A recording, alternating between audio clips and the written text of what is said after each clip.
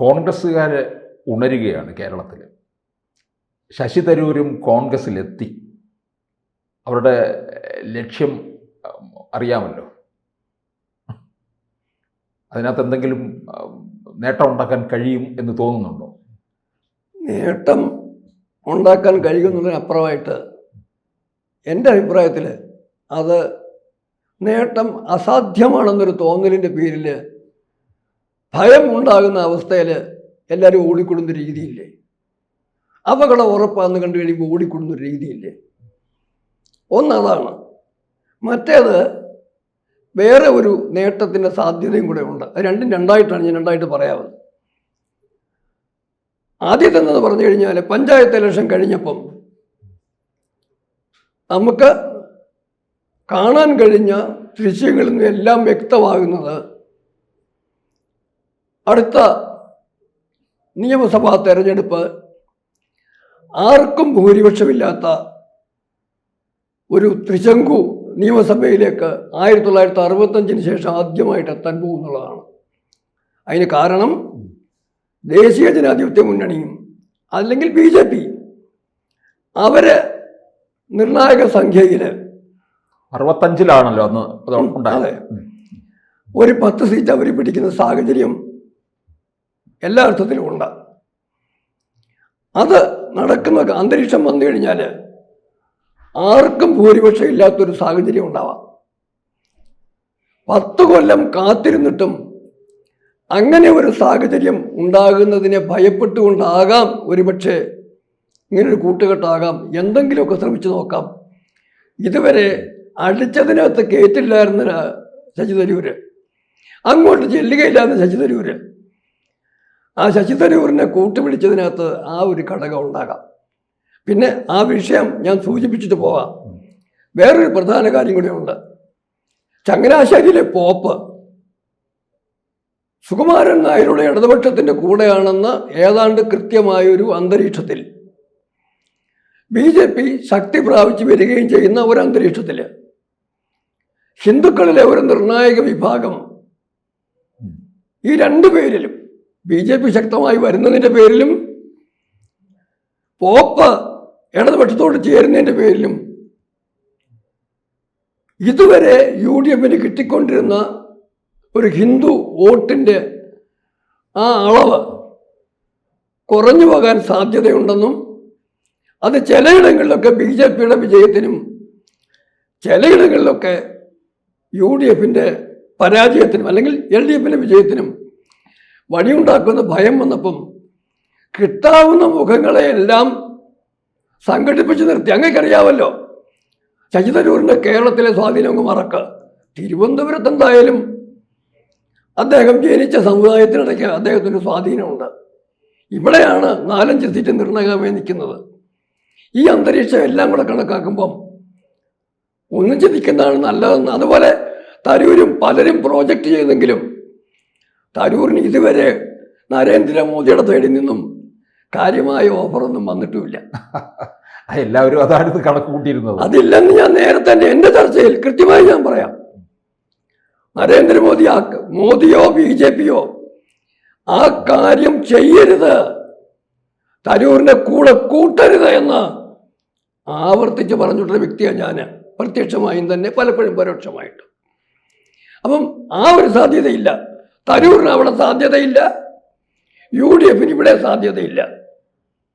അപ്പോൾ രണ്ടു കൂട്ടരും കൂടെ ഓദിച്ചതിൻ്റെ ഒരു കാര്യം അതാ. ഇന്നലെ രസകരമായ ഒരു സംഗതി വേറെ കണ്ടു. അതെന്താണെന്ന് പറഞ്ഞാൽ ഇന്ത്യൻ എക്സ്പ്രസിലെ വാർത്തയാണ്. ഇന്നലത്തെയാണെന്ന് എനിക്ക് ഇതെൻ്റെ അത് തന്നെ വാർത്ത തന്നെ, അത് ഞാൻ മാർക്ക് ചെയ്തിട്ടുണ്ട്. അതായത് തരൂര് കോൺഗ്രസിൻ്റെ കൂടെ നിൽക്കുന്നതിന് കൊടുത്ത ഓഫർ സാർ വായിച്ചെന്താണെന്നത്. ഒന്ന്, ഡൽഹിയിൽ അംബാസഡർക്ക് തുല്യവും ക്യാബിനറ്റ് റാങ്ക് ഉൾപ്പെടെ പദവി കൊടുക്കാമെന്ന്. നമ്മുടെ അല്ല, എന്റെ ചോദ്യം അതല്ല. അല്ല, KV തോമസ് ഇരിക്കുന്നത് അതോടെ നിൽക്കട്ടെ. KV തോമസ് അംബാസഡർ ഒന്നുമല്ല. അല്ല, പിന്നെ കേരളത്തിന്റെ അംബാസഡർ ആരാന്ന് KV തോമസ് അറിയാമെങ്കിലും ശശി തരൂരിന് അറിയാമല്ലോ. അതെ, അംബാസഡർക്ക് തുല്യമായ പദവി എന്ന് പറയുമ്പം തോമസ് മാഷിനെ അറിയാമെന്ന് അങ്ങനെ പറഞ്ഞല്ല. KV തോമസ് സാറ് മനസ്സിലാക്കുന്ന അംബാസഡർ അല്ല ഇത്, തരൂര് മനസ്സിലാക്കുന്ന അംബാസഡർ. അതെ, ക്യാബിനറ്റ് റാങ്ക് എന്ന് പറഞ്ഞാലും സ്വാഭാവികമായിട്ടും കേന്ദ്ര ഗവൺമെന്റിലെ ഒരു ക്യാബിനറ്റ് റാങ്ക് അല്ലേ പ്രതീക്ഷിക്കേണ്ടത്? ആന്നു. ഇത് രണ്ടും കേരളത്തിൽ UDF ജയിച്ചാൽ എങ്ങനെ കൊടുക്കാൻ പറ്റുന്നത്?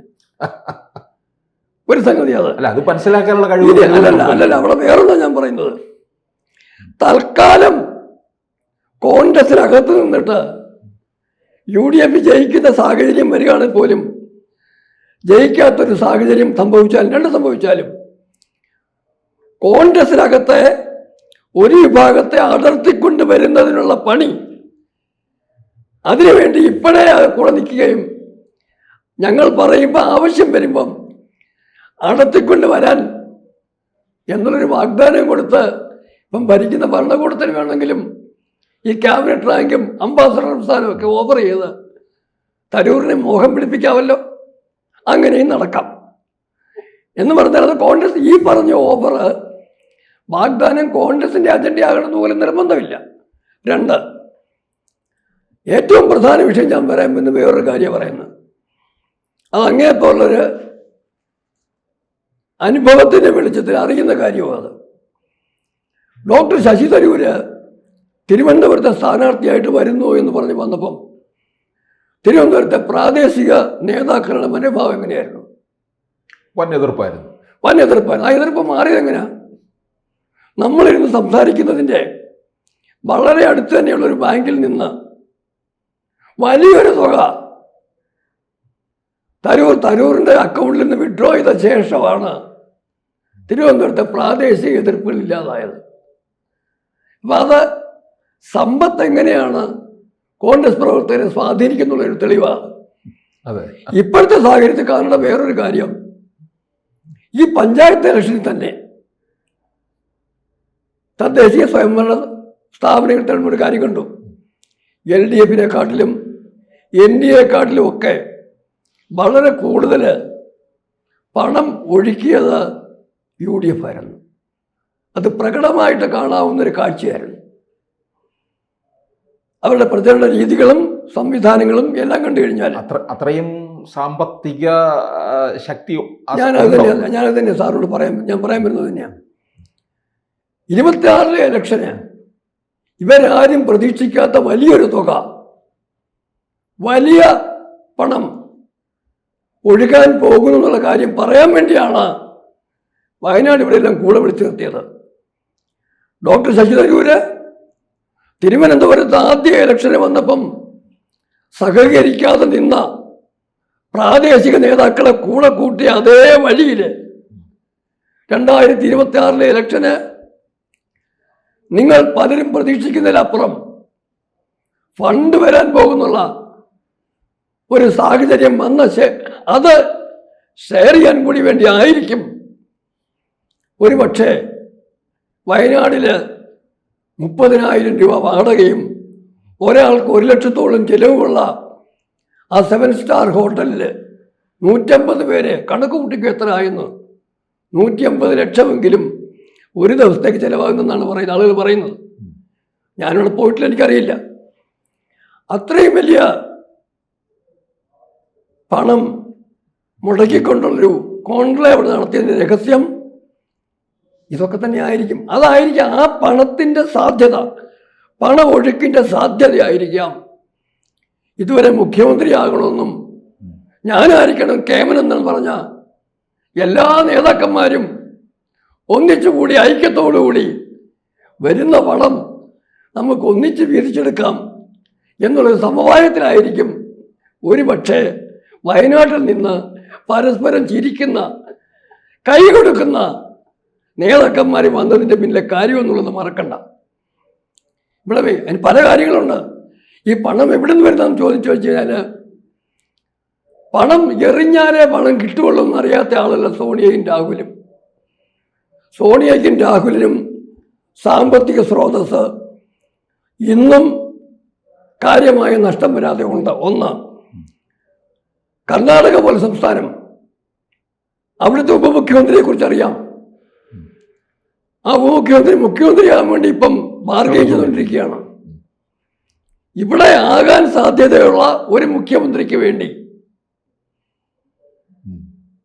ഒരു വലിയ തുക ഇങ്ങോട്ട് ഓഫർ ചെയ്ത് കഴിഞ്ഞാൽ അതിന് പ്രതിഫലമായിട്ട് സിദ്ധാരാമയ്യെ മാറ്റിയിട്ട് ആ DK മുഖ്യമന്ത്രിയാക്കാമെന്നുള്ള ഒരു അണ്ടർസ്റ്റാൻഡിങ് ഉണ്ടായാൽ പോരെ, പണത്തിന് ബുദ്ധിമുട്ട് വരുമോ? ഇനി അത് തന്നെയല്ല, കേരളത്തിൽ അംഗീകരിക്കുമോ? അംഗീകരിക്കാൻ കാശ് വന്നാൽ അംഗീകരിക്കാൻ ഉള്ളത്. ഞാൻ കേരള ജനത അംഗീകരിക്കുന്നല്ല പറഞ്ഞത്, കോൺഗ്രസിന് ഫണ്ട് വരാനുള്ള വഴിയാണ് ഞാൻ ഈ പറയുന്നത്. അല്ലാതെ ജനതയെ അംഗീകരിക്കണം ഞാൻ പറഞ്ഞില്ല. ജനതയെ അറിഞ്ഞില്ലെങ്കിൽ ഒരുപക്ഷെ അംഗീകരിക്കും, അറിഞ്ഞു കഴിഞ്ഞാൽ തിരിച്ചാവും.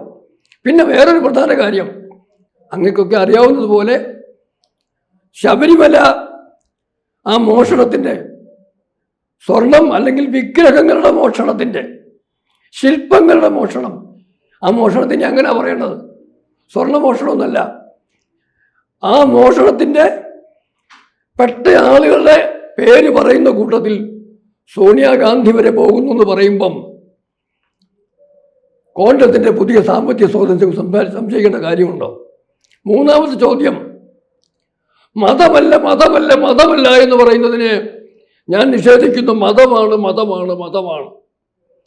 UDF ഭരിക്കാൻ വന്നാൽ കഴിഞ്ഞ 10 കൊല്ലത്തിനുള്ളിൽ നമുക്ക് നഷ്ടപ്പെട്ട അവകാശങ്ങളും അവസരങ്ങളും തിരിച്ചു പിടിക്കാൻ വേണ്ടി മുസ്ലിം താല്പര്യം സംരക്ഷിക്കുന്ന ഭരണമായിരിക്കും ഉണ്ടായിരിക്കുമെന്ന് KM ഷാജി വിളിച്ചു പറഞ്ഞപ്പം കേരളത്തിൽ സാമ്പത്തിക ശക്തിയിൽ ഒട്ടും കുറവുള്ളൊരു സമൂഹമല്ല അവർ. ആ രാഷ്ട്രീയ പ്രസ്ഥാനം അവിടെ നിന്നും കാര്യമായ പണത്തിൻ്റെ ഒഴുക്കിൻ്റെ സാധ്യതയുണ്ട്. ഇതെല്ലാം കൂടെ കൂടുമ്പോഴാണ് ഈ സാമ്പത്തിക പ്രവാഹം, സമ്പദ് പ്രവാഹത്തിൻ്റെ സാധ്യത കണ്ടിട്ടായിരിക്കാം ഒരുപക്ഷെ കൂട്ടുകെട്ട് തയ്യാറായിരിക്കുന്നത്. ഇതൊക്കെ പറഞ്ഞാലും അവസാനം ഞാൻ പറഞ്ഞു തുടങ്ങിയെടുത്ത് പറയുകയാണ്, ജനം ഇതെല്ലാം മനസ്സിലാക്കും. ഇതെല്ലാം ജനങ്ങളിലെത്തിക്കാൻ വേണ്ടി പഴയ കാലത്തെ പോലെയല്ല, സാമൂഹ്യ മാധ്യമങ്ങൾ സക്രിയമാണ്, ഇടതുപക്ഷവും NDAയും ഉണ്ട്. അവരെല്ലാം ഓരോ സന്ദർഭങ്ങളിലും തിരുത്തൽ ശക്തികളായിട്ട് ഈ അനധികൃത സമ്പത്തിൻ്റെ പ്രവാഹത്തോടു കൂടി ഒരു ഭരണം പിടിച്ചെടുക്കാനുള്ള പരിശ്രമത്തിന് തടസ്സം സൃഷ്ടിക്കും. ജനങ്ങൾ കാര്യം അറിയും. അവസാനം ഞാൻ ആദ്യം സൂചിപ്പിച്ചതുപോലെ തൃച്ചങ്കു സർക്കാർ വന്നു കഴിയുമ്പം അപ്പോഴൊരു പക്ഷേ ഡോക്ടർ ശശി തരൂരുമൊക്കെ വിമതരുടെ രൂപത്തിൽ പുതിയ സാധ്യത നേടാൻ വേണ്ടി പരിശ്രമിച്ച് നോക്കാൻ സാധ്യത ഇല്ലാതെ ഇല്ല. അത്ര എനിക്ക് പറയാനുള്ളത്. അത് തന്നെയല്ല, ഈ UDF LDFും ഈ ഇലക്ഷൻ കഴിഞ്ഞാൽ അതേ രൂപത്തിൽ കാണുമെന്നും വിചാരിക്കണ്ട. ആർക്കാണോ കൂടുതൽ ഭൂരിപക്ഷം കിട്ടുന്നത് അവർ മറ്റേ മുന്നണിയിൽ നിന്ന്, രണ്ടും വർഗീയ മുന്നണികൾ, ഇടത് വർഗീയ മുന്നണി, വലത് വർഗീയ മുന്നണി, ഈ 2 മുന്നണികളിൽ നിന്നും അങ്ങോട്ടും ഇങ്ങോട്ടും പലരും മാറാൻ സാധ്യതയുണ്ട്.